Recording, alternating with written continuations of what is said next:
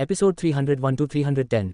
अध्याय 301। 116 बहनों की प्रतिद्वंद्विता। एक पत्थर से दो शिकार _ 5। काम जिनसे एक क्षण के लिए हिचकिचाया। मुझे डर है कि वह भी एक दशक से अधिक समय से आपके भाई के साथ है। किस बात का डर? काम जिनशियान ने भौहें चढ़ाईं। अगर वह सेक्रेटरी मेरे भाई के बच्चे से गर्भवती हो गई तो तब तक कुछ भी करने में बहुत देर हो चुकी होगी। सोचो तुम्हें क्या करना होगा। काम जिनसे के चेहरे पर अप्रत्याशित भावों को देखकर काम जिनिक्सियन ने अपने मुंह के कोनों को थोड़ा सा ऊपर उठा लिया। आखिरकार उसकी बहन ज्यादा होशियार नहीं थी। हवा में लहराती घास की तरह आसानी से बह जाने वाली और देखने में खूंखार लेकिन दिल से एक कागजी शेरनी। उसका बच्चा उसकी कमजोरी था और जो कुछ उसने सुना उससे वह निश्चित रूप से बेचैन हो जाएगी। दुर्भाग्य से उसकी बहन ज्यादा चतुर नहीं थी। अगर वह सचमुच अपनी बहन का हाथ थामकर उस सेक्रेटरी को हटाना चाहती थी तो भी उसे सोच समझकर योजना बनानी होगी। काम जिनसे ने अचानक उसे अजीब नजरों से देखा। आजियान, मुझे लगता है तुम बहुत बदल गई हो। पहले तो तुम ऐसी बातें बिल्कुल नहीं कहती थीं। काम जिनशियान का दिल धड़क उठा लेकिन ऊपर से उसने आंसुओं के कगार पर होने का नाटक किया। बहन, तुम जानती हो कि मैं कितनी भयानक परिस्थितियों से गुजरी हूँ। अगर मैं कमजोर रही तो जी यूनिया मुझे जरूर खा जाएगी और कुछ भी नहीं छोड़ेगी। बहन, तुम नहीं जानती कि वह मुझसे कितनी नफरत करती है। .. मैं जो कर रही हूँ वो सब तुम्हारे भले के लिए है। हम बहनें साथ साथ उठती गिरती हैं। अगर इस परिवार में तुम्हारी मजबूत पकड़ होगी तभी मुझे जगह मिलेगी और तभी मैं जी यूनिया से निपटने के लिए पर्याप्त ताकत रख पाऊंगी। काम जिनसे का दिल दुख रहा था। उन्होंने अपने आंसू पोंछे। आजियान, मैं तुम्हारी रक्षा नहीं कर सकती और तुम हमेशा पहले मेरे बारे में सोचती हो। मुझे माफ करना लेकिन निश्चिंत रहो, तुम्हारी खातिर भी मैं और मजबूत हो जाऊंगी। काम जिनिक्सियन की आंखों में एक ठंडी नजर तेजी से घूम गई। अपने लिए तो यही ज्यादा अच्छा है। ओह आजियान, वह कौन सी बात थी जिसके बारे में तुमने कल रात बात करना चाहा था? काम जिनसे को अचानक याद आया। काम जिनिक्सियन ने अपने होठों को एक साथ दबाया बोलने के लिए, लेकिन फिर उसने कदमों की आवाज सुनी और काम जिनसे को एक अर्थपूर्ण नजर से देखा। दोनों बहनें तुरंत अलग हो गईं। माँ, चाची युनशू ने सिर हिलाया और मेज के सिरहाने बैठ गया, दोनों की ओर देखते हुए। आप लोग अभी क्या चर्चा कर रहे थे जो इतनी जीवंत थी? कम जिनसे की आंखें एक पल के लिए झपक गईं और कम जिनिक्सियन ने मुस्कुराते हुए कहा, माँ, क्या आपका जन्मदिन जल्द ही नहीं आ रहा है? हम चर्चा कर रहे थे कि आपको क्या उपहार दें। युनशू ने आह भरी, आज फिर मेरा जन्मदिन है, चलो इस साल परेशान नहीं होते। हर जन्मदिन उसे याद दिलाता कि वह एक साल बड़ी हो गई है। हालांकि वह जवान दिखती थी पर लगभग 58 साल की थी और यह ख्याल हमेशा उसके अंदर डर पैदा करता था। कोई भी व्यक्ति चाहे कितना भी शक्तिशाली क्यों न हो, वह समय के अपरिहार्य प्रवाह को नहीं रोक सकता।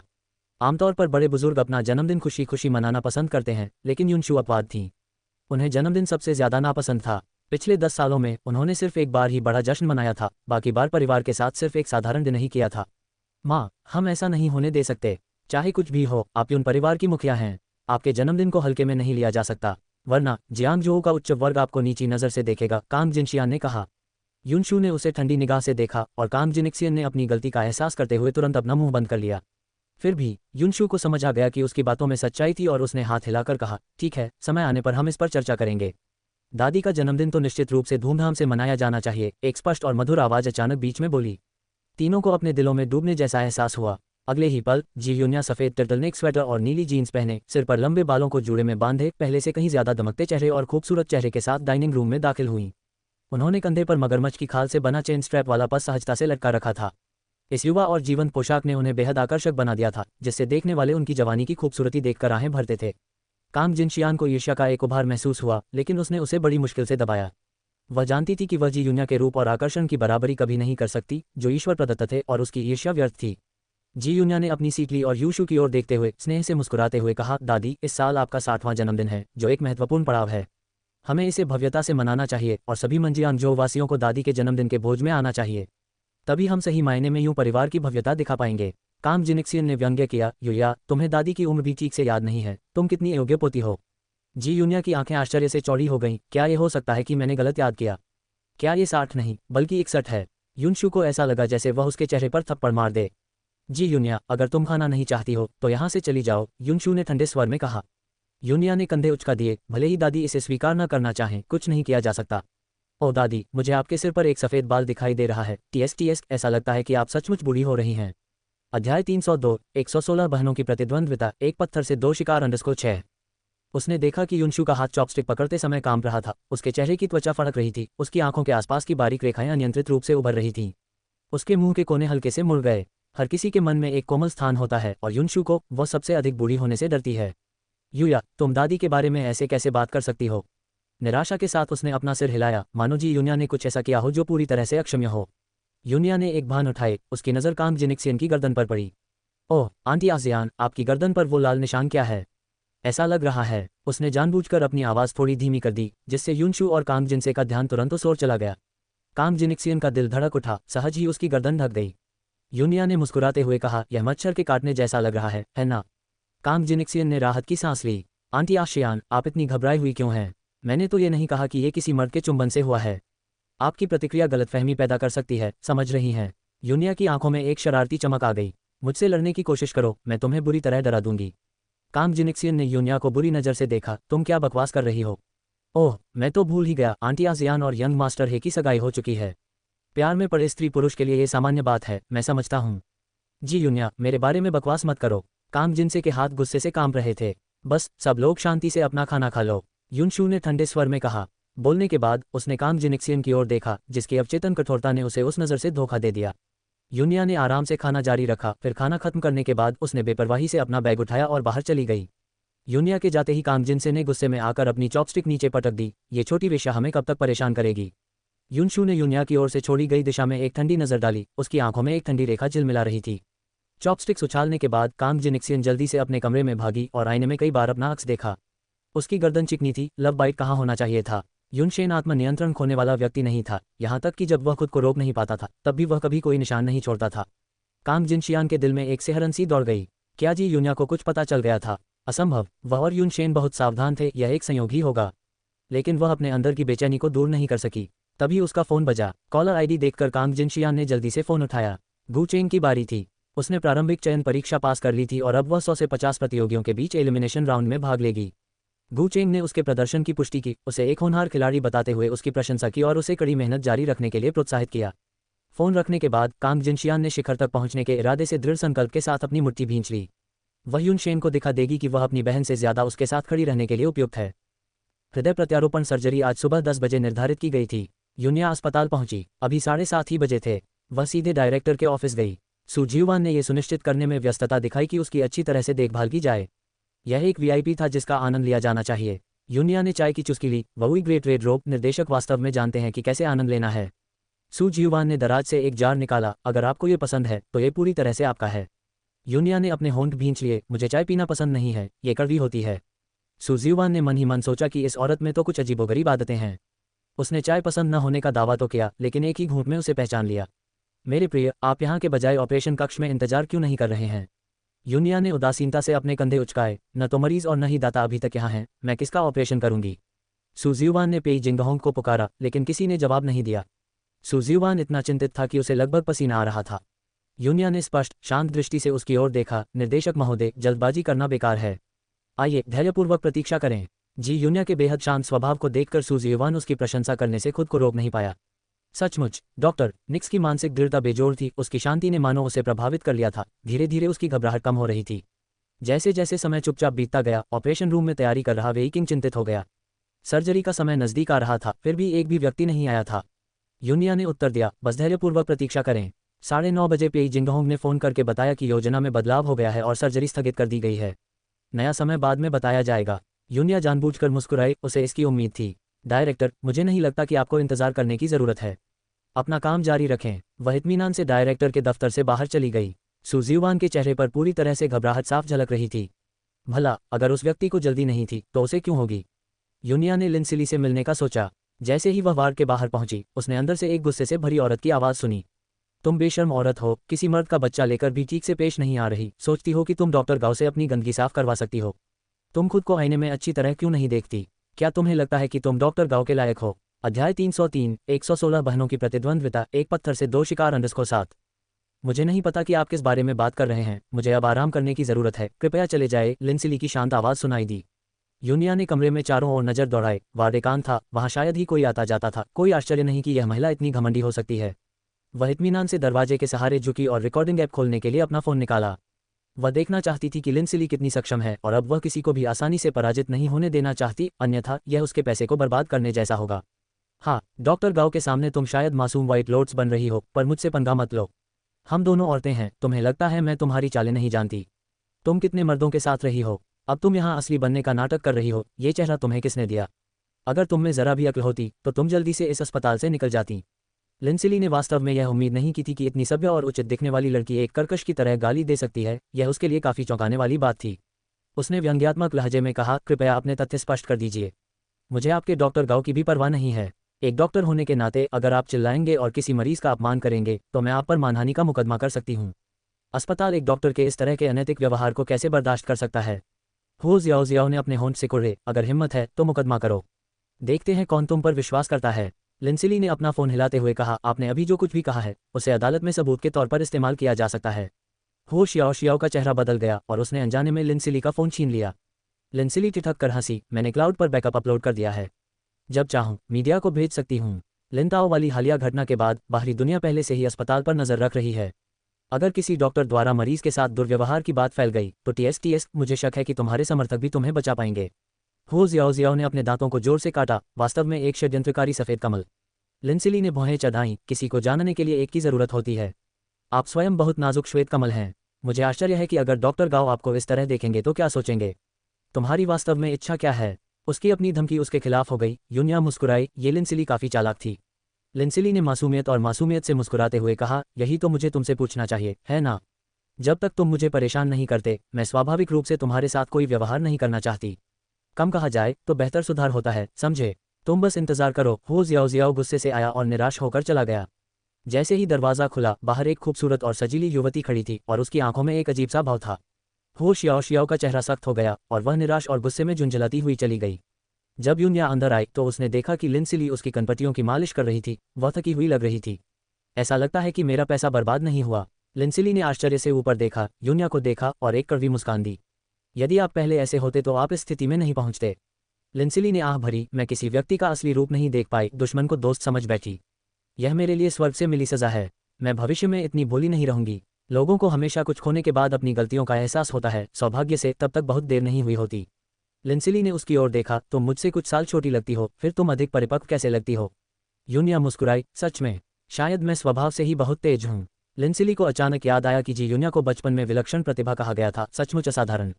आप आगे क्या करने की योजना बना रहे हैं? यूनिया ने पूछा। लिंसिली ने यूनिया को दृढ़ता से देखा, मैं अपना बदला लेने जा रहा हूँ। यूनिया अपने फोन से खेलती रही, फिर भौहें चढ़ाकर हल्की हंसी के साथ बोली, बदला लेने की बात करना आसान है लेकिन करना मुश्किल। अगर आप इतने निर्दयी नहीं हैं तो बेहतर है कि ऐसे बड़े शब्द न बोलें। नहीं। लिंसिली की आंखों में दृढ़ संकल्प की झलक दिखाई दी जब उसने दृढ़ता से कहा, मैं अपनी मां की मृत्यु और मेरे साथ हुए अन्याय को थोड़ा थोड़ा करके वापस लूंगी, चाहे इसमें कितना भी समय लगे या कितना भी प्रयास और बलिदान करना पड़े। यूनिया की आंखें थोड़ी सिकुड़ गईं, वे काली आंखें मंथन करती धुंध की तरह थीं, अभेद्य लेकिन सहज रूप से हड्डियों तक ठंडी। अचानक एक खंजर बिस्तर पर लिंसिली के हाथ के ठीक बगल में फेंका गया। उस महिला ने आपका अपमान किया, आपको क्या करना चाहिए? लिंसिली सहज रूप से पीछे हट गई, लेकिन एक कोमल और मोहक आवाज ने कहा, अगर तुम ये भी नहीं कर सकते तो बड़ी बड़ी बातें मत करो। नहीं, मैं ये कर सकती हूँ, मैं कर सकती हूँ। उसने जल्दी से खंजर पकड़ लिया और अपने सामने खड़ी लड़की की ओर दृढ़ता से देखने लगी। मैं ये कर सकता हूँ। ये कहकर उसने खंजर अपनी आस्तीन में छिपा लिया और बाहर चली गई। यूनिया ने अपने होठों पर मुस्कुराहट लाए और उसके पीछे चली गई। उन्होंने नर्स स्टेशन पर ड्यूटी पर तैनात एक नर्स से पूछा। उस कमजोर और पीली दिखने वाली लड़की के लिए दया महसूस करते हुए नर्स ने उन्हें बताया कि वो शियाओ शियाओ शौचालय गई है। अध्याय 304 116 बहन प्रतिद्वंद्विता एक तीर डबल ईगल्स _ 8। लिंसिली ने एक सौम्य मुस्कान बिखेरी, डॉक्टर वो अभी मुझसे मिलने आई थी और अपना फ़ोन यहीं छोड़ गई हैं, मैं उसे उनके पास ले जा रही हूँ। नर्स ने जल्दी से कहा, इसे यहीं मेरे पास छोड़ दो, जब वह आएगी तो मैं उसे दे दूंगी। लड़की ने अपना सिर हिलाया, इतनी मूल्यवान वस्तु, मुझे इसे सीधे डॉक्टर हुओ को सौंपना चाहिए, लेकिन आपकी दयालुता के लिए धन्यवाद। लड़की की घटती हुई आकृति को देखकर नर्स ने अपना सिर हिलाया और आह भरी, इतनी दयालु लड़की, कितने अफसोस की बात है। जैसे ही लिंसिली ने बाथरूम में कदम रखा, यूनिया ने एक रख रखाव बोर्ड लगाया और उसे दरवाजे पर रख दिया। लिंसिली ने यह सुनिश्चित किया कि बाथरूम में कोई और न हो, केवल सबसे दूर वाला स्टॉल अंदर से बंद हो। वह दरवाजे के पास चुपचाप खड़ी होकर प्रतीक्षा कर रही थी। जल्द ही शौचालय के बहने की आवाज़ हवा में गूंजने लगी और दरवाजा अंदर से खुल गया। हो जियाओ जियाओ, लिंसिली को देखकर जो दरवाजे पर भूत की तरह खड़ी थी, इतनी डर गई कि वह लगभग चीख पड़ी।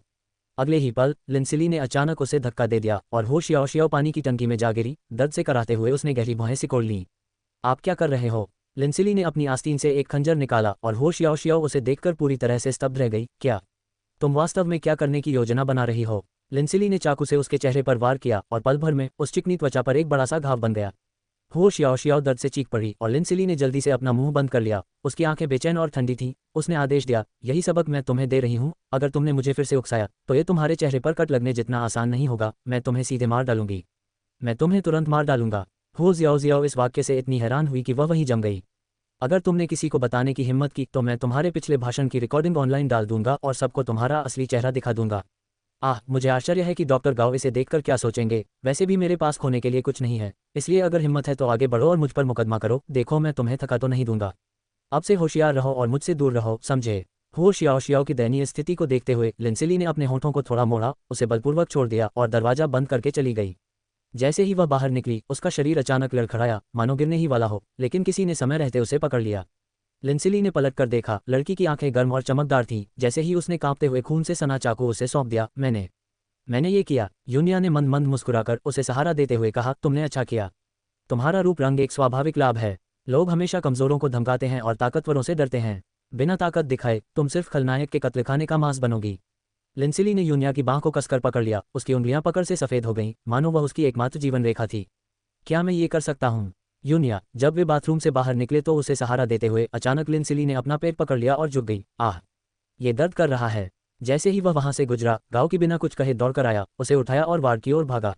यूनिया ने अपने होठों पर हल्की सी मुस्कान लाई, शांति से रखरखाव के बोर्ड को एक तरफ हटा दिया और इत्मीनान से उसके पीछे चली गई। अंततः जब लिंसिली सो गई तो गाओकी ने राहत की गहरी सांस ली। उसने किनारे बैठी यूनिया की ओर देखा। ये झूठा अलार्म था, भगवान का शुक्र है कि सब ठीक है। डॉक्टर गाओ को धन्यवाद, यूनिया ने हल्की मुस्कान के साथ कहा। गाओकी ने जल्दी से अपना हाथ हिलाया। यह मेरा काम है। गाओकी ने चुपके से यूनिया की ओर देखा, जो अपने फोन के साथ खेल रहा था। उसकी अभिव्यक्ति उदासीन थी और वह नहीं जानता था कि और क्या कहे, जब अचानक बाहर से हो रहे शोर ने उसका ध्यान खींचा और वह भौहें चढ़ाकर बाहर जाने के लिए मुड़ा। गाओकी के जाते ही लिंसिली ने अपनी आंखें खोलीं। उसने सूर्य की रोशनी में नहाए अति सुंदर और सुंदर लड़की की ओर देखा और आश्चर्यचकित हुए बिना नहीं रह सकी। केवल ऐसा व्यक्ति ही बुरी ताकतों के खिलाफ निडरता और सहजता से रह सकता है। तभी फोन की घंटी बजी और यूनिया पीछे झुकी और उत्तर बटन दबाया। फोन पे ही जिंगहोंग का था। वह व्यक्ति आ चुका था और सर्जरी शुरू होने वाली थी। ठीक है, मैं रास्ते में हूँ। यूनिया ने फोन रख दिया, लिंसिली की ओर देखा और कहा, आराम करो, मुझे कुछ काम निपटाने हैं और अब मैं जा रही हूँ। अध्याय 305 117 चेन कैन को चुपके से पार करना यानसोन को ईर्ष्या है। लंबा सुनसान गलियारा भयावह रूप से शांत था, जो दिल को बेचैन कर देने के लिए पर्याप्त था। ये पूरा फर्श साफ कर दिया गया था। जैसे ही यूनिया प्रकट हुई, सूट और चमड़े के जूते पहने एक आदमी सम्मानपूर्वक आगे आया। कृपया मेरे पीछे आओ। सीढ़ी के प्रवेश द्वार पर दीवार के सहारे टिका हुआ एक आदमी, जो लंबा और सीधा था, आलस से सिगरेट के कश लगा रहा था। घूमते हुए धुएं के बीच उस आदमी का चेहरा और भी अधिक सुंदर और ठंडा सा दिखाई दे रहा था। कदमों की आहट सुनकर उस आदमी ने अपनी बाहें उठाईं और ऊपर देखा। उसकी गहरी नीली आंखों से एक पतली ठंडी चमक निकल रही थी। उन्होंने चेतावनी दी, यदि सर्जरी में कुछ भी गड़बड़ हुई तो आपको अपनी जान देकर इसकी कीमत चुकानी पड़ेगी। उसका स्वर हल्का था, फिर भी उसमें हत्या का इरादा भरा हुआ था। यूनिया मुस्कुराई, मेरे शब्दकोश में असफलता के लिए कोई शब्द नहीं है। उस आदमी ने अपनी सिगरेट बुझाई, उसे कूड़ेदान में सही ढंग से फेंका और यूनिया के पास गया। उस पर अत्याचार की भारी भावना के साथ खड़ा था। यूनिया की मुस्कुराहट अपरिवर्तित थी जब वह एक छोटा कदम पीछे हट गई। तो फिलहाल मैं आप पर भरोसा रखूंगा। मुझे उम्मीद है कि डॉक्टर निक्स मुझे निराश नहीं करेंगे, उन्होंने कहा। इतना कहकर वह चला गया। यूनिया अभी मोड़ पर मुड़ी ही थी कि अचानक उसे एक तेज चीख सुनाई दी। शांत दालान में ये तीखी आवाज खास तौर पर चौंकाने वाली थी। एक अस्त व्यस्त महिला नंगे पैर कमरे से बाहर भागी, मानो कोई खूंखार जानवर उसका पीछा कर रहा हो, और काले कपड़े पहने दो आदमी भी उसका पीछा कर रहे थे। उस आदमी को देखकर उसकी आंखें चमक उठीं और वह तेजी से उसकी ओर दौड़ी। आह्यान, मुझे अफसोस है, मैं मरना नहीं चाहती, मैं तुम्हें छोड़कर नहीं जाना चाहती। वह फूट फूट कर रोई और उस आदमी के पैरों पर गिर पड़ी। इससे पहले कि वह उसके पैर से चिपक पाती, उसके लंबे पैर ने उसे जमीन पर गिरा दिया। वह उठी और बिना रुके फिर से उसकी ओर रेंगने लगी। यूनिया ने पहले कभी किसी औरत को इतने दयनीय रूप से रोते नहीं देखा था, और वह भी अपनी नाक में एक सिहरन महसूस किए बिना नहीं रह सकी। आह्यान, चलो कोई दूसरा डोनर ढूंढते हैं। दुनिया में इतने सारे लोग हैं, हम निश्चित रूप से एक उपयुक्त हृदय ढूंढ सकते हैं, है ना? मैं तुम्हें छोड़कर नहीं जाना चाहती, उसने विनती की। यूनिया नानगोंग ज्ञान के पीछे चुपचाप खड़ी होकर देख रही थी। काले कपड़े पहने दो पुरुषों ने महिला को पकड़ लिया और उसकी बाहों को दोनों तरफ से पकड़ लिया, जबकि वह एक फंसे हुए जानवर की तरह संघर्ष कर रही थी, तथा निराशा और आशा दोनों से भरी आंखों से उसे देख रही थी। वह आदमी नपे तुले कदमों से उसकी ओर बढ़ा। वह धीरे धीरे आगे बढ़ा, उसके कदम खामोश दालान में साफ पड़ रहे थे, मानो किसी भारी घंटी की आवाज दिल पर पड़ रही हो। वह नीचे झुक गया, एक हाथ से उसकी ठोड़ी को ऊपर उठाया। उसकी निगाहें उसके चेहरे पर ठंडी और दूर थीं, जबकि दूसरे हाथ से उसने प्रेमी की कोमलता के साथ उसके गालों से आंसू पोंछे।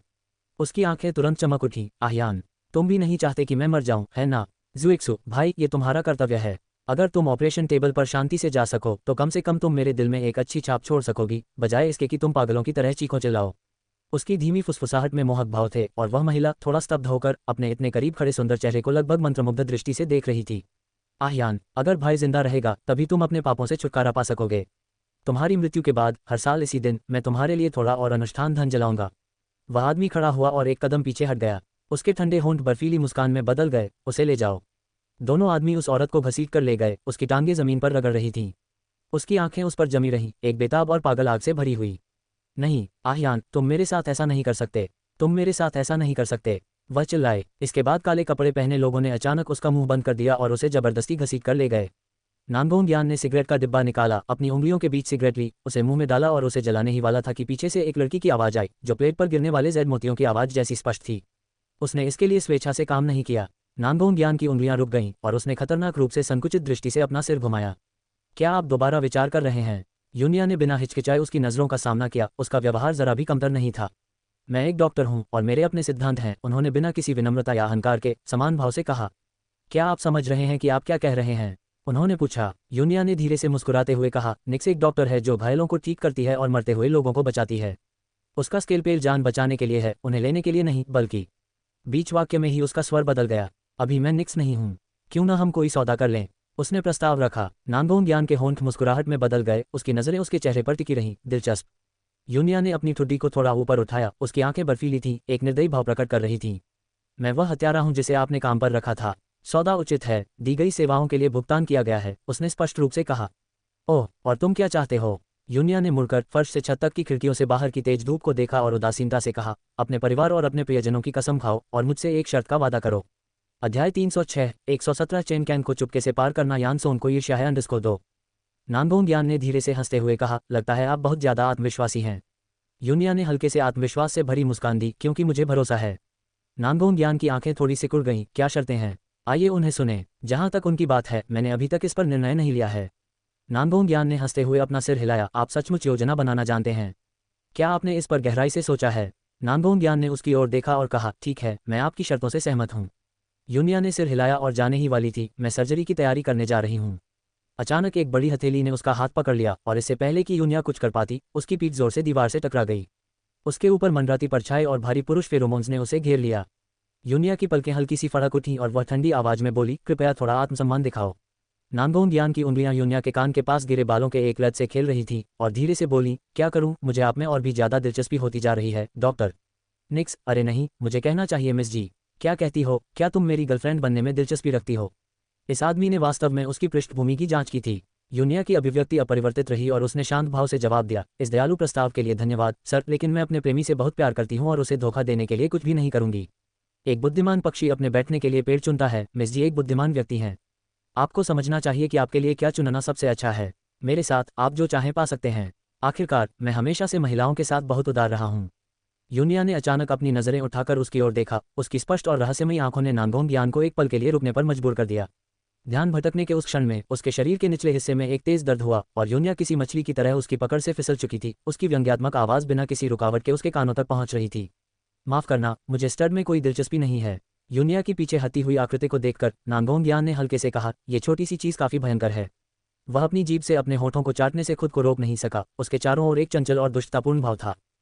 यूनिया ने अपना सर्जिकल गाउन पहना और शांत भाव से ऑपरेशन टेबल पर चली गई। आज की सर्जरी में सिर्फ 4 लोग शामिल थे, यूनिया मुख्य सर्जन, वेई किंग सहायक और बाकी 2, एक एनेस्थेसियोलॉजिस्ट और एक सर्जिकल नर्स, नांगोंग यान के लोग थे, जिससे पूरी गोपनीयता बरती गई। मरीज, जो पहले से ही बेहोशी की हालत में था, ऑपरेशन टेबल पर लेटा हुआ था। यूनिया ने पहली बार इस आदमी को देखा था। वह नंगा पड़ा था, उसके शरीर के निचले हिस्से पर बस एक हल्का सा आवरण था। उसकी खुली त्वचा भयावह रूप से पीली और पतली थी, लगभग कंकाल जैसी। उसकी लंबाई लगभग 182 सेंटीमीटर लग रही थी, फिर भी यह संदिग्ध था कि उसका वजन 100 पाउंड भी था। पास से देखने पर वह नांगोंग यान से कुछ मिलता जुलता था, लेकिन उससे भी छोटा दिखता था। उसकी त्वचा बर्फ की तरह गोरी थी और उसकी त्वचा के नीचे बारीक केशिकाएं दिखाई दे रही थीं, जो उसके बर्फ सफेद शरीर पर जाल की तरह फैली हुई थीं। एक भयावह दृश्य। एक नाजुक और सुंदर युवक। यूनिया ने दूसरे ऑपरेटिंग टेबल की ओर मुड़ने से पहले केवल एक क्षण के लिए उसकी ओर देखा। एक औरत बेहोशी की हालत में वहां लेटी हुई थी। उसके चेहरे के भाव किसी फरिश्ते जैसे पवित्र और सुंदर थे। उसने धीरे से अपनी आंखें खोलीं। उसकी कमजोर सांसें उसे यह कहने की इजाजत दे रही थीं, आह्यान, मुझे माफ कर दो। यूनिया की निगाहें अलग थीं और उसने कहा, जाओ और शांतिपूर्वक पुनर्जन्म लो, मैं इसे तुम्हारे लिए कम दर्दनाक बना दूंगी। महिला की आंखों में निराशा देखे बिना उसने अपना दाहिना हाथ आगे बढ़ाया। वेई किंग ने तुरंत उसे छुरी थमा दी। यूनिया की पतली उंगलियों ने स्केल पेल को पकड़ लिया और धीरे धीरे महिला के पीले उरोस्थी के केंद्र में एक चीरा लगा दिया। दोपहर से लेकर शाम तक और फिर रात होने तक ऑपरेशन कक्ष में रोशनी जलती रही। नांगोंग यान ऑपरेशन रूम के दरवाजे के पास चुपचाप बैठा था, हाथ में लाइट लिए उसे घुमा रहा था, उसे खोल रहा था, फिर बुझा रहा था। उदास गलियारे में मंद मंद आग टिमटिमा रही थी, जिससे माहौल और भी भयावह हो गया था। जैसे जैसे समय बीतता गया, उसके दिल में बेचैनी की भावना बढ़ती गई। नांगोंग यान लॉ को घूर रहा था, उसकी निगाहें गहरी और गहरी थीं। सर, आपने दोपहर या शाम से कुछ नहीं खाया है। आप ऐसे नहीं टिक पाएंगे। मैं आपके लिए कुछ खाने को लाता हूं ताकि आप टिक सकें। नामगोंग ने कोई जवाब नहीं दिया। तभी अचानक ऑपरेशन कक्ष की लाइटें बुझ गईं। नामगोंग ने अचानक ऊपर देखा। उसकी आंखें ठंडी और गहरी नीली थीं। उसके होंठ कसकर भींचे हुए थे। गलियारे में हवा का झोंका आया, जिससे लौ निश्चित रूप से टिमटिमाने लगी। यह एक कष्टदायक प्रतीक्षा थी। कुछ मिनट बाद ऑपरेशन कक्ष का दरवाजा खुल गया। यूनिया अपना नकाब उतारकर बाहर निकली। वह बेहद थकी हुई लग रही थी। उसके कदम पहले से कहीं ज्यादा भारी थे और उसकी आंखें सुस्त थीं, अपनी सामान्य चमक खो चुकी थीं। अचानक एक व्यक्ति उसके सामने आया और उसके हाथ को जोर से पकड़ लिया, जिससे यूनिया दर्द से कराह उठी। उसने ऊपर देखा और उस आदमी की गहरी नीली आंखें उसे गौर से देख रही थीं, जिससे उसे बचने की कोई संभावना नहीं दिख रही थी। अध्याय 307 117 चेन कैन को चुपके से पार करना। यानसोन को ईर्ष्या है 3। वह घबरा गया था। यूनिया मुस्कुराई, एक पीली और कमजोर मुस्कान। जैसे ही वह बोलने वाली थी, उसका दिमाग अब थकावट के झोंके को सहन नहीं कर सका और वह बेहोश हो गई। नामगोंग ने तुरंत उसे पकड़ लिया और बाहर निकलते समय वेई किंग ने तुरंत चिंता व्यक्त की। 10 घंटे की सर्जरी, यहाँ तक कि एक लोहे का आदमी भी नहीं टिक पाएगा। नामगोंग ने उसकी ओर देखा। ये देखकर वेई किंग बेकाबू होकर कांप उठी और उन्होंने जल्दी से कहा, सर्जरी बहुत सफल रही, निश्चिंत रहें, मरीज को आईसीयू वार्ड में स्थानांतरित कर दिया गया है। एक बार जब वे महत्वपूर्ण अवधि पार कर लेंगे तो कोई समस्या नहीं होगी। नामगोंग ने राहत की सांस ली। वेई किंग ने एक क्षण सोचा और फिर पूछा, दाता के शरीर के साथ क्या किया जाना चाहिए? नामगोंग ने अपने पीछे खड़े आदमी की ओर देखा। तुम इसका ध्यान रखना। हाँ। नामगोंग ने यूनिया को अपनी बाहों में उठाया और दूर चला गया। अरे, आप डॉक्टर निक्स को कहाँ ले जा रहे हैं? उस आदमी ने उसकी बात पर कोई प्रतिक्रिया नहीं दी। उसकी लंबी टांगें उसे तेजी से उसकी नजरों से ओझल कर गईं। वेई किंग एक क्षण के लिए हिचकिचाया। उसे डॉक्टर निक्स के साथ उस आदमी के संबंध के बारे में संदेह हुआ और उसने पेई जिंगहोंग को सच सच बताया। पेई जिंगहोंग एक क्षण के लिए चुप रही, फिर उसने उसे कहा कि वह इसके बारे में चिंता न करे और थोड़ा आराम कर ले। उस शाम जी यूनिया वापस नहीं आई थी और कांग जिनशियान को अपने अंदाजे पर और भी यकीन हो गया। अब तक तो वो किसी जंगली आदमी के बिस्तर पर होगी। वो हमेशा इतनी पवित्र दिखती है, लेकिन है तो बिल्कुल अपनी माँ जैसी, अंदर से एक बदचलन वेश्या। जीलानी के विचार ने कांग जिनिक्सियन को बेहद असहज कर दिया। यह महिला उसके भाई की पत्नी थी और हालांकि उसने सुना था कि उनके बीच का रिश्ता बहुत अच्छा नहीं था, फिर भी उसने उसके 2 बच्चे पैदा किए थे। इसके अलावा अफवाहें थीं कि यह महिला अविश्वसनीय रूप से सुंदर थी, जियांगजोऊ की सबसे प्रसिद्ध सुंदरी, जिससे वह पहले कभी नहीं मिली थी। फिर भी उसने इस महिला की पौराणिक कहानियों के बारे में एक से ज्यादा बार सुना था। जीलानी को गायब हुए 1 दशक से भी ज्यादा हो गया था और कौन जाने वो मर भी गई हो। अपने भाई के साथ उसका अतीत ऐसा था जिसका कांग जिनशियान हिस्सा नहीं बन सकता था और जब भी वो उसके बारे में सोचती तो उसे बहुत दुख होता। फिर वह खुद पर हंसी, यहाँ तक कि एक मृत व्यक्ति से ईर्ष्या भी करने लगी। खिड़की के बाहर कार की लाइटें टिमटिमा रही थीं और कांग जिनिक्सियन की आंखें चमक उठीं। यह उसका भाई लौट रहा था। वह एक छोटी चिड़िया की तरह खुशी से ऊपर से नीचे दौड़ी। अंदर आए व्यक्ति को देखकर कांग जिनिक्सियन की मुस्कान कठोर हो गई, लेकिन जल्द ही वह फिर से खुश हो गई। बहन, आप वापस आ गईं। कांग जिनसे ने कांग जिनिक्सियन की ओर देखा, जो सफेद शिफॉन की पोशाक पहने थी, जो उसने सुबह पहनी थी, उससे अलग थी। रोशनी में वह अधिक अलौकिक और सुंदर लग रही थी, एक परी की तरह। विशेष रूप से उसके हल्के मेकअप वाले चेहरे के साथ नाजुक ढंग से ऊपर की ओर झुका हुआ आईलाइनर उसे एक शुद्ध लेकिन थोड़ा आकर्षक रूप दे रहा था, जो सभी अधिक आकर्षक था। कांग जिनसे ने अवचेतन रूप से भौहें चढ़ाईं। पहले से ज्यादा सुंदर लग रही है। कांग जिनिक्सियन ने शर्म से अपना सिर नीचे कर लिया और शर्माते हुए जवाब दिया, मैं बहन से तुलना नहीं कर सकती। कांग जिनसे पास आया और उसका हाथ थाम लिया। आजियान, बहुत विनम्र मत बनो। एक महिला के लिए युवा होने पर सजना संवरना महत्वपूर्ण है। मुझे लगता है कि तुम इस तरह बहुत अच्छी लग रही हो और शायद अब से यंग मास्टर का दिल तुमसे जुड़ जाएगा। कांग जिनिक्सियन ने अपने आंतरिक आक्रोश को दबाते हुए चुपके से अपने दांत भींच लिए और मुस्कुराई, तो मैं बहन के शुभ वचनों को मान लूंगी। कांग जिनसे ने कांग जिनिक्सियन को ऊपर खींच लिया और कांग जिनिक्सियन ने सहजता से पूछा, माँ अभी भाई के बारे में पूछ रही थी, क्या वह आपके साथ वापस नहीं आया? कांग जिनसे ने आह भरी। उसने कुछ देर पहले फोन करके कहा था कि कंपनी में कोई आपात स्थिति है और वह आज रात वापस नहीं आएगा। क्या इससे सचिव को लाभ उठाने का मौका नहीं मिल गया? कांग जिनिक्सियन ने अपनी आंखें सिकोड़ते हुए कहा, बहन, क्या आप चिंतित नहीं हैं? कांग जिनसे उसकी बात समझ गया। चिंता करने की क्या बात है? तुम्हारा भाई नहीं चाहता कि मैं उसकी कंपनी में जाऊं। कांग जिनिक्सियन ने मन ही मन उसे बेकार कहकर कोसा, बहन, सिर्फ इसलिए कि मेरा भाई नहीं चाहता कि तुम जाओ, तुम सचमुच नहीं जाओगी? क्या ये सचिव को मौका देना नहीं है? बहन, तुम आमतौर पर होशियार लगती हो, अब तुम इतनी मूर्ख कैसे हो सकती हो? कांग जिनसे एक पल के लिए हिचकिचाया, तो मैं अभी उसे खोजने के लिए कंपनी में जाऊंगा। कांग जिनिक्सियन के होठों के कोनों पर एक चालाक मुस्कान आ गई। संयोग से माँ ने आज रात हड्डी का शोरबा बनाया था, वह अभी भी चूल्हे पर गर्म हो रहा है। तुम इसे भाई के पास लाने के बहाने के रूप में इस्तेमाल कर सकती हो, जो तुम्हारे नेक और विचारशील स्वभाव को दर्शाएगा। कांग जिनसे की आंखें चमक उठी। ठीक है, मैं अभी तैयारी करने जा रहा हूँ। जब कांग जिनसे रसोई में गई तो कांग जिनिक्सियन ने उसके बैग से कार की चाबियां चुरा ली। उसके होंठ एक आत्मसंतुष्ट मुस्कान में मुड़ गए। कुछ ही देर बाद कांग जिनसे घबराते हुए अंदर आया। मेरी कार की चाबियां कहाँ हैं? अजीब बात है, मैंने उन्हें अपने बैग में रख दिया था, अब वे कहाँ गईं? कांग जिनिक्सियन ने आश्चर्य व्यक्त किया, वे बिना किसी कारण के कैसे गायब हो सकते हैं? फिर से सोचो, तुमने उन्हें कहाँ रखा होगा? कांग जिनसे घबरा गया। मुझे क्या करना चाहिए? मैं तुम्हारे भाई के लिए सूप लाने का इंतजार कर रहा हूँ। काम जिनिक्सियन ने अपनी आंखें घुमाई। बहन, आप कार की तुलना में मेट्रो से वहां जल्दी पहुंच जाएंगी। काम जिनसे ने हताशा में अपना पैर पटका। मैं एक बड़ी स्टार मेट्रो कैसे ले सकती हूँ। अध्याय 308 117 चेन कैन को चुपके से पार करना। यानसोन को ईर्ष्या है _4। पहले ही बहुत देर हो चुकी है, आसपास ज्यादा लोग भी नहीं हैं। इसके अलावा क्या तुम अपना भेष थोड़ा नहीं बदल सकती। कोई और चारा न होने पर काम जिनसे ने एक मुखौटा और टोपी पहन ली और खुद को भीड़ में घुल मिल जाने के लिए तैयार कर लिया ताकि कोई उसे पहचान न सके। लेकिन विला से पहाड़ की तलहटी तक अभी भी सड़क का एक हिस्सा बाकी था, इसलिए काम जिनसे निराश हो गई। इतना अंधेरा हो गया है, तुम मुझे पैदल चलने पर मजबूर कर रहे हो। काम जिनिक्सियन ने हंसते हुए कहा, बहन, क्या अधिक महत्वपूर्ण है, तुम्हारा भाई या कुछ कम कदम चलना। काम जिनसे ने दांत पीसते हुए काम जिनिक्सियन की ओर देखा। आह जियान, मेरे साथ आओ, मुझे अकेले में डर लग रहा है। काम जिनिक्सियन ने जल्दी से अपने हाथ हिलाए। ये भाई के साथ आपकी निजी दुनिया है, मैं इसमें दखल देने की हिम्मत कैसे कर सकती हूँ। काम जिनसे ने बिना कोई देरी किए उसका हाथ पकड़ लिया और कहा, तुम हमारी बहन हो, न तो तुम्हारे भाई को और न ही मुझे इससे कोई आपत्ति होगी। काम जिनिक्सियन को कम जिनसे ने आधा धकेला आधा घसीटा, फिर भी अनिच्छा से बोली, ठीक है, मैं आज आपकी संगति के लिए खुद को बलिदान कर दूंगी। मेट्रो स्टेशन से बाहर निकलने पर युनशेन की कंपनी की इमारत तक पहुंचने में पैदल लगभग 10 मिनट लगते। काम जिनसे के पैरों में दर्द हो रहा था और वह टैक्सी लेने के बारे में सोच ही रही थी कि तभी काम जिनिक्सियन की नज़र सड़क के उस पार एक आलीशान होटल के सामने खड़ी एक लग्जरी कार पर पड़ी। एक लंबा चौड़ा आदमी एक औरत को गोद में लिए हुए कार से बाहर निकलने के लिए झुका। रात की ठंडी हवा और सड़क की रोशनी उस आदमी पर पड़ रही थी, जो बेहद खूबसूरत और सीधा साधा था, किसी डार्क नाइट जैसा। काम जिनिक्सियन की आंखें कड़ी हो गईं। इतनी दूरी पर भी उसने एक नज़र में महिला को पहचान लिया। ये जी यून्या थी। वास्तव में उसका संदेह सही था, जी यून्या वास्तव में एक आदमी के साथ होटल में आई थी। जी यून्या की नासमझी देखकर रोमांचित होकर उसने काम जिनसे से कहा, एक मिनट रुको। फिर वह सड़क पार करके होटल की ओर दौड़ पड़ी। जियान, तुम कहाँ जा रही हो। काम जिनसे जहाँ खड़ी थी वहां से चिंतित होकर चिल्लाए। जब तक काम जिनशियान उनका पीछा करती, वह आदमी जी यून्या के साथ होटल के प्रवेश द्वार में ही गायब हो चुका था। वह भी अंदर जाने वाली थी, लेकिन होटल के सुरक्षाकर्मियों ने उसे अंदर जाने से पहले पहचान पत्र दिखाने की शर्त पर रोक दिया। काम जिनिक्सियन ने अपने बैग से अपना आईडी कार्ड निकाला। सुरक्षा गार्ड ने उस पर नजर डाली और उसे अंदर जाने दिया।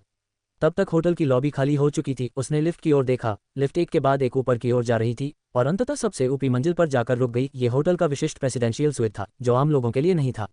संतुष्टि से मुंह के कोने को सिकोड़ते हुए उसने सोचा, जी यून्या, तुम तो अभी यंग मास्टर यान के साथ फ्लर्ट कर रही थी और अब तुम किसी और आदमी के साथ होटल के कमरे में हो। अगर मास्टर यान को पता चला तो क्या वे तुम्हें एक चंचल औरत समझेंगे। उसने अपना फोन निकाला और यानसोंग का नंबर डायल किया, जिसके लिए उसे सोंग यिरेन को धन्यवाद देना था। हालांकि बाद में यानसोंग ने सोंग यिरेन को ब्लॉक कर दिया था। पहली कॉल सीधे काट दी गई।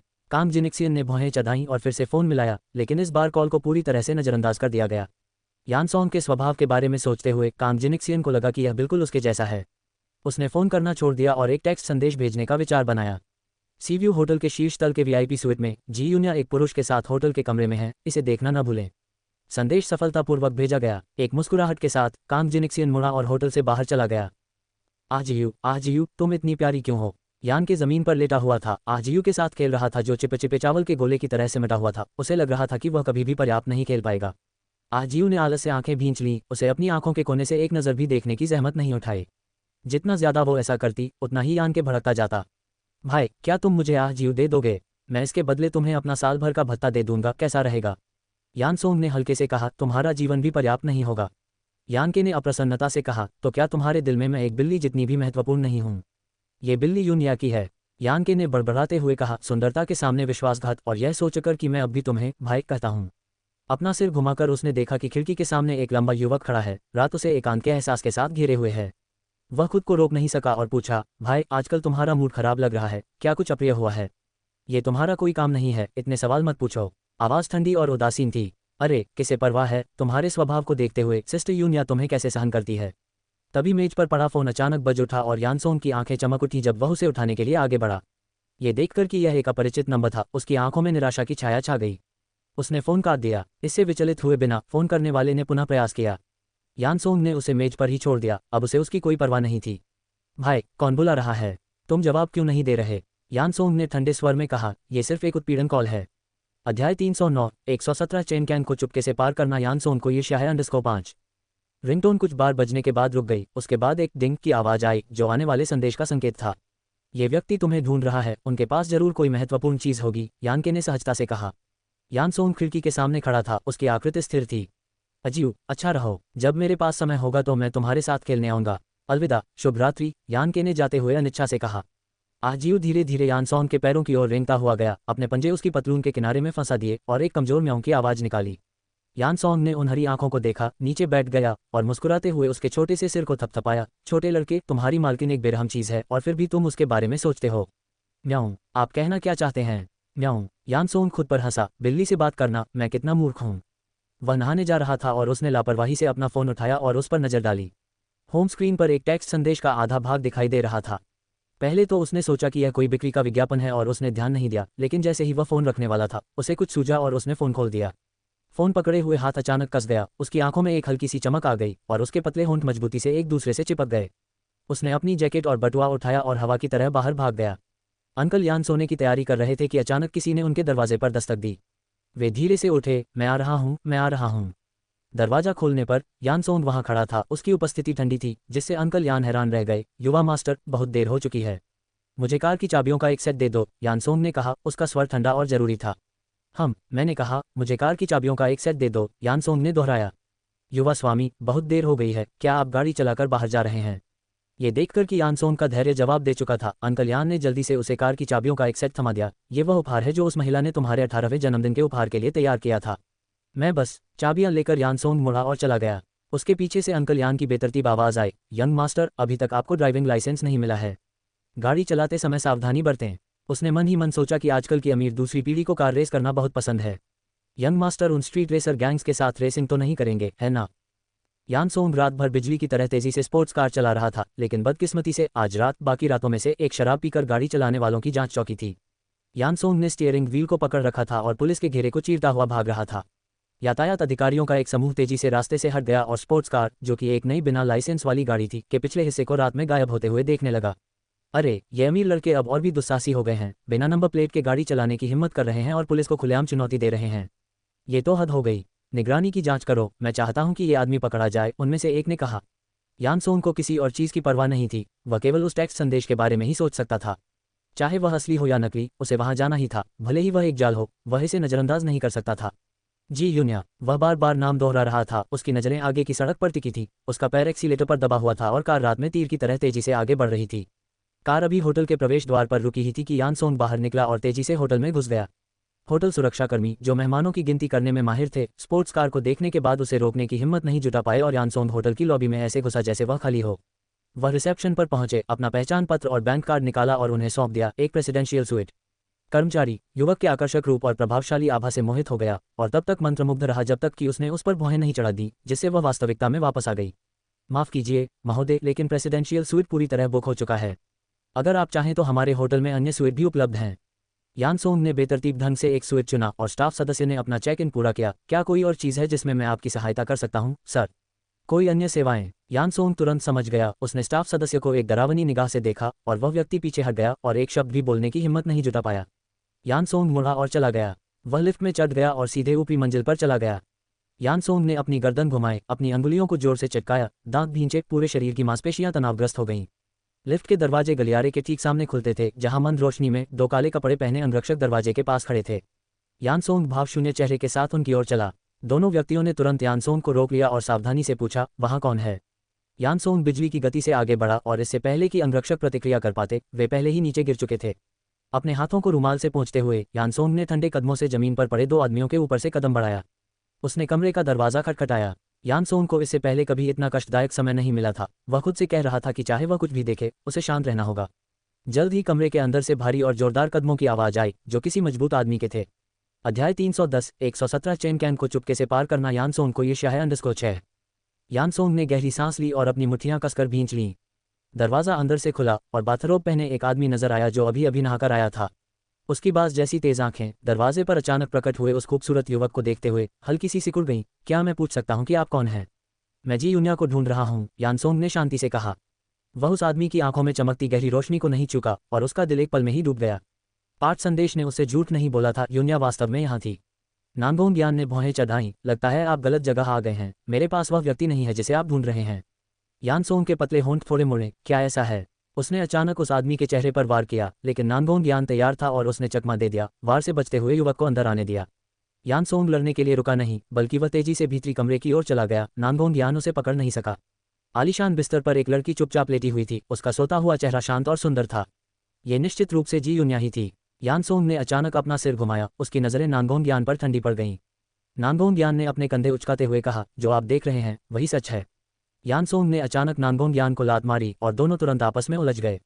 ऐसा लग रहा था कि नानगोंग यान का पलड़ा भारी था, लेकिन यान सोंग की बेपरवाह लड़ाई ने नानगोंग यान पर अनगिनत निशान छोड़ दिए। हर बार जानलेवा था और साफ तौर पर उसकी जान लेने का इरादा था। नानगोंग यान ने मन ही मन सोचा, यह पागल कहाँ से आया। उनकी लड़ाई का शोर इतना तेज था, फिर भी यूनिया नहीं जागी, जिससे पता चलता था कि वह कितनी गहरी नींद में सो रही थी। नानगोंग यान ने उसके चेहरे पर एक मुक्का खाया और जैसे ही वे अलग हुए, यान सोंग ने मुंह में खून थूक दिया। हालांकि मैं नहीं जानता कि तुम कौन हो, अगर तुमने आज उसे छुआ तो मैं इसे किसी और दिन 100 गुना चुकाऊंगा। नानगोंग यान ने अपनी आंखें सिकोड़ते हुए कहा, और आप? यान सोंग बिस्तर के पास गया और चादरें हटा दी, देखा कि यूनिया के कपड़े सही सलामत थे और राहत की सांस ली। फिर उसने उसे उठाया, मुड़ा और चला गया। उसका शरीर पहाड़ जैसा लंबा और सीधा था। मैं उसका प्रेमी हूँ, मेरा नाम यान सोंग है। अगर तुम भविष्य में मेरी औरत को छूना चाहते हो तो बेहतर होगा कि तुम तौल लो कि तुम्हारे पास पर्याप्त जिंदगियां हैं या नहीं। नानगोंग यान ने उपहास किया, कितने अहंकारी शब्द हैं। यान परिवार। उसने अपनी आंखें थोड़ी सी खोल लीं, यह जरूर यान परिवार का ही कोई व्यक्ति होगा। कैसा संयोग है। युवक की आकृति तेजी से दरवाजे पर गायब हो गई। सहायक दौड़कर अंदर आया और नानगोंग यान के चेहरे पर चोट देखकर चिंतित होकर पूछा, सर आपको चोट लगी है? जो भी आपको चोट पहुंचाने की हिम्मत करेगा, मैं अपने आदमियों को ले जाकर उसे अभी मार गिराऊंगा। नानगोंग यान ने उसे गुस्से से घूरते हुए कहा, मूर्ख, ये जियांगजोऊ है, हमारा क्षेत्र नहीं है, हमें लापरवाही से काम नहीं करना चाहिए। इसके अलावा क्या आप जानते हैं कि वह कौन है? सहायक ने कांपते हुए पूछा, कौन? क्या वे नानगोंग परिवार से अधिक शक्तिशाली हो सकते हैं? नानगोंग यान ने चिढ़कर हाथ हिलाया, बाहर निकल जाओ, मुझे यहाँ परेशान मत करो। यान सोंग यूनिया को पहले से तैयार किए गए कमरे में ले गया, उसे बिस्तर पर लिटाया, उसे सुला दिया और उसके चेहरे को गौर से देखा। बस थोड़ी सी थकान देखकर वह पूरी तरह निश्चिंत हो गया। जैसे ही उसके दिल की कसक कम हुई और अभी अभी हुई लड़ाई के बाद जिससे उसकी बहुत सारी ऊर्जा खत्म हो गई थी, वह यूनिया के बगल में लेट गया। उसने अनजाने में उसे गले लगा लिया और जैसे ही थकान ने उसे जकड़ लिया, वह सो गया। जी ग्रुप बिल्डिंग में प्रवेश करने पर ड्यूटी स्टाफ ने कांग जिनसे को पहचान लिया और उनका अभिवादन किया तथा सचिव को बुलाने की तैयारी करने लगे। कांग जिनिक्सियन ने उसे तुरंत रोका, सचिव को परेशान करने की कोई जरूरत नहीं है, हम खुद ऊपर जा सकते हैं। इसके साथ ही कांग जिनिक्सियन ने कांग जिनसे को लिफ्ट की ओर खींच लिया। युनशेन की कंपनी में कांग जिनिक्सियन की यह पहली यात्रा थी। उसने उम्मीद नहीं की थी कि यह इतनी प्रभावशाली होगी। उस जगह से वाकिफ कांग जिनसे कांग जिनशियान को युनशेन के दफ्तर ले गए। जैसे ही वे दरवाज़ा खटखटाने वाले थे, अंदर से एक औरत की आवाज़ आई, प्रेसिडेंट यू, बहुत देर हो रही है, क्यों ना आप थोड़ा आराम करें, मैं आपके लिए कुछ खाना खरीद कर लाती हूँ। महिला की आवाज़ बहुत ही कोमल और मोहक थी, लगभग हड्डियां पिघला देने वाली। यह महिला रात के सन्नाटे में अकेले एक पुरुष के साथ लगातार छेड़खानी कर रही थी। क्या ये स्वाभाविक घटना नहीं थी? सौभाग्य से वह आ गई थी, अन्यथा ये सचिव अपनी मनमानी कर लेता। कांग जिन से नाराजगी भरे विचारों से भर गया। कांग जिनिक्सियन की आंखें गहरी हो गईं और उसने कांग जिनसे को धक्का दे दिया। बहन, तुम किसका इंतजार कर रही हो? कोई ज़रूरत नहीं, अगर तुम थके हो तो जाकर आराम करो। युनशेन की उदासीन आवाज़ सुनाई दी, ऐसा नहीं चलेगा, मैं राष्ट्रपति यून के साथ रहना चाहती हूँ। उसके शब्दों में आशय स्पष्ट था। तभी अचानक बाहर से दरवाज़ा खटखटाया गया। यान यूजेन जोर से कांप उठी, उसने सबको भगा दिया था, तो कौन हो सकता है? अरे यार, ये तो डरावना था। आगे की कहानी सुनाने के लिए वी एम स्टोरी वर्ल्ड को सब्सक्राइब करो।